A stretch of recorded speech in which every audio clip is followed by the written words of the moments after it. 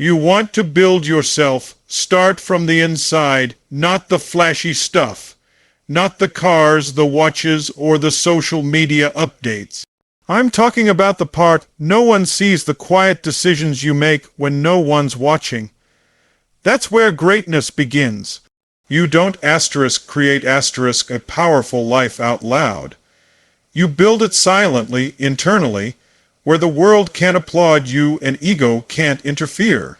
It starts with mastering your inner game, and I'll tell you something. If you don't have discipline, you don't have freedom. Most people think freedom is doing what you want when you want. That's not freedom, that's impulse. Real freedom is earned through discipline. You build your mornings before the world even wakes up. You decide who you're becoming before anyone else can put their expectations on you. That's how you take control. That's how you build yourself quietly. And it's in this silence that you start to feel the shift. Not outside, you feel it *** you. Discipline is a form of self-respect. When you say you're going to do something and actually do it, even when it's inconvenient, even when motivation is nowhere to be found, that's when you start trusting yourself. You start becoming someone you can rely on, and that's rare, because so many people break promises to themselves every single day. I'll get up at 5. They hit snooze. I'll eat clean today. They go for the junk. I'll focus on my goals. They scroll endlessly, consuming other people's lives instead of building their own. That's the trap. That's the noise. But the quiet path, the disciplined path, that's where self-mastery begins. And I want you to really sit with this. The most powerful transformation is not loud. You don't need to post about your grind or talk about your journey every time you make a change. In fact, the more you talk about it, the less energy you're putting into becoming it. Growth doesn't need applause. It needs alignment. It needs consistency. It needs your full presence. Every day, you want to build something real. Then detach from this need to be seen while you're becoming. Let people underestimate you. Let them doubt you. That's fuel, that's leverage. While they're watching others, you're building in silence. You're training, you're reading, you're meditating, you're planning. You're sharpening the blade that everyone else will feel later. And when that moment comes, you won't need to say a word. Your results will speak with volume, your presence will shift rooms, but it only happens if you do the hard work no one sees. And I'm not saying this is easy. No, this is hard. This is brutally uncomfortable. But that discomfort, that's the gym for your mind. That's where you learn to navigate pain with clarity. That's where you stop avoiding struggle and start using it. Every time you push through when it's easier to give up, you're becoming someone new. Every time you sit with your thoughts instead of numbing out, you're leveling up. Slowly, quietly, powerfully, most people want the results of greatness without the silence that builds it. They want to skip the chapter where they sit alone with their demons, where they face the truth about their habits, their mindset, their excuses. But that's the chapter that defines your story. That's where the real shift happens, not when you arrive but when you endure when you decide that even if no one claps, even if no one notices, you will not quit on yourself, That's power, that's inner authority. This inner work is not glamorous. You'll be tired, you'll feel alone at times. You'll question if it's even worth it. And then one day, you'll look back and it'll all make sense. The early mornings, the journaling, the moments of doubt you didn't let win, they were bricks in your foundation. You won't remember every single step, but you'll feel the strength in your spine. You'll see it in the way you carry yourself. Quietly, with certainty, that's what you're building right now. So stop needing permission. Stop needing the world to validate your path. This is your journey, and the most important person who needs to believe in you is you. The real challenge is not the external noise. It's your ability to stay centered, to stay focused, to stay aligned with your higher vision when the world around you is moving chaotically. Build yourself in the dark, and when the light finds you, you won't flinch, you'll rise. Asterisk, asterisk, because the ones who build themselves silently become the ones the world can't ignore.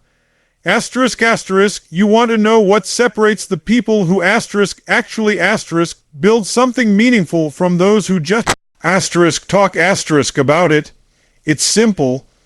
One group is obsessed with the process. The other is addicted to attention. We live in a world right now where people would rather look successful than be successful. They want to be known more than they want to be effective . But listen carefully. If your identity is built on being seen rather than being skilled, you're already losing. Because the real game, the one that builds a powerful life, isn't played in public. It's played behind the scenes. Quiet, focused, intentional. There's a reason the most successful people in the world don't talk about their every move.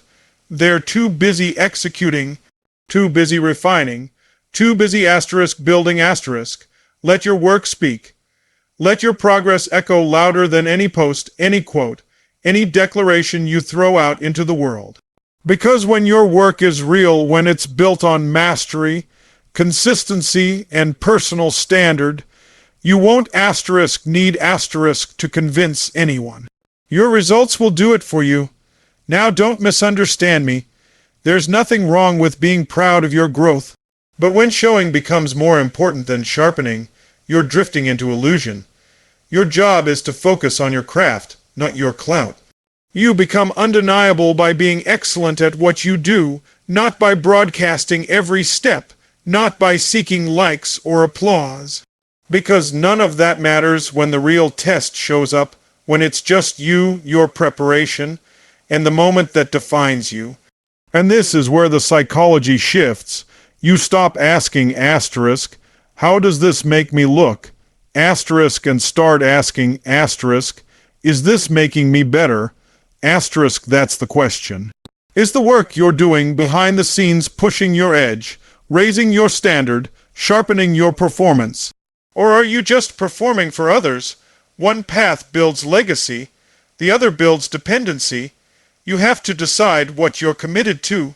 Are you committed to mastery, or are you committed to being seen? Because those are two very different paths. Mastery is lonely. It's repetitive. It's filled with invisible hours that no one will ever give you credit for. But if you can fall in love with that, if you can wake up every day and grind in the silence, out of love for the process, you become unstoppable. Not because you're chasing validation, but because you've developed something most people never touch: intrinsic drive. When you're driven from within, you don't need an audience. You don't need external rewards. You work with urgency and precision because it aligns with your standard not your status. And here's the truth. The most dangerous person in the room is the one who doesn't need attention to stay committed. They're not distracted. They're not reactive. They're building something deeper, something unshakable. And that's what I want for you. I want you to become so focused on building yourself, your skills, your impact that the noise doesn't matter. That the highs don't distract you and the lows don't derail you. You just keep moving, quiet, steady, relentless, because here's what happens when you do that. Results start stacking. You look back in 6 months and you barely recognize who you used to be. Not because you talked a big game, but because you played one. Let me be very clear about this. When you let your work speak, it builds credibility, quietly, organically, and that credibility becomes your reputation. You don't have to shout. You don't have to prove. People feel it. They feel your energy, your presence, your preparation. That's what builds long-term respect. Not noise, not hype, but results. Pure, undeniable, real. And you know what the beautiful part is. When you truly commit to this path, when you go all in on substance over show, you stop needing to convince people. Because at some point you realize Asterisk, you're not in this to impress others. You're in this to fulfill your potential. Asterisk. That's the switch. That's when your work becomes a reflection of who you asterisk are. Asterisk, not just what you want people to think you are. So let the world sleep on you. Let them ignore the quiet seasons of your life. It doesn't matter. Because when you build in silence, you show up with power, with depth, with a fire that no one saw coming. And when it's time to step into the light, you won't have to say a word. Asterisk, asterisk, because when your work is undeniable, your presence becomes unforgettable. Asterisk, asterisk, there's something powerful about silence, something most people run from.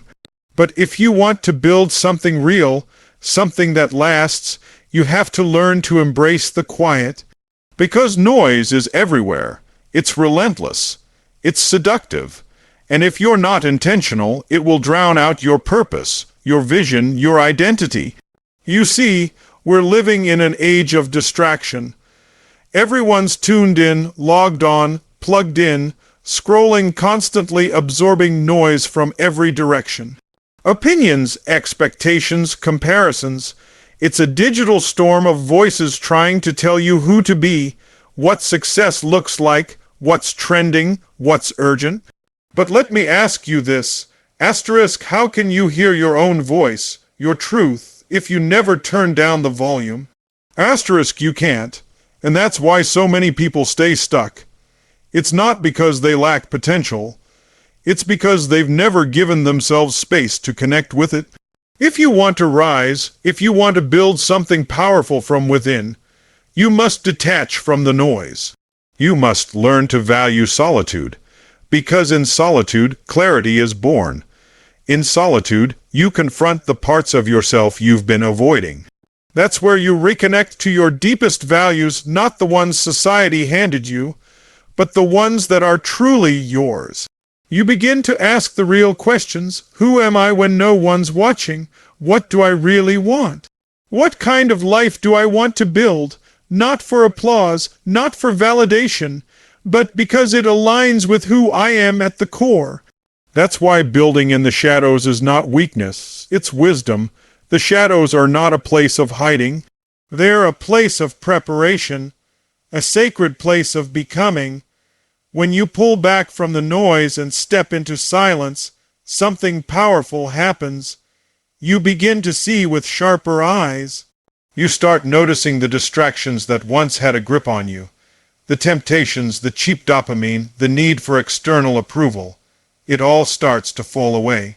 Not because you become immune to it, but because you realize it's not real power.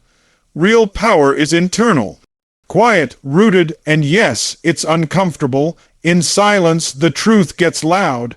Your doubts, your fears, your insecurities, they all show up. But that's the point. You don't grow by escaping those things. You grow by facing them head on, because the version of you that's going to rise to the next level, that version is forged through inner confrontation, through solitude, through choosing self-awareness over self-distraction. This is what separates the few from the many. Most people don't want to feel. They want to be distracted, entertained, stimulated.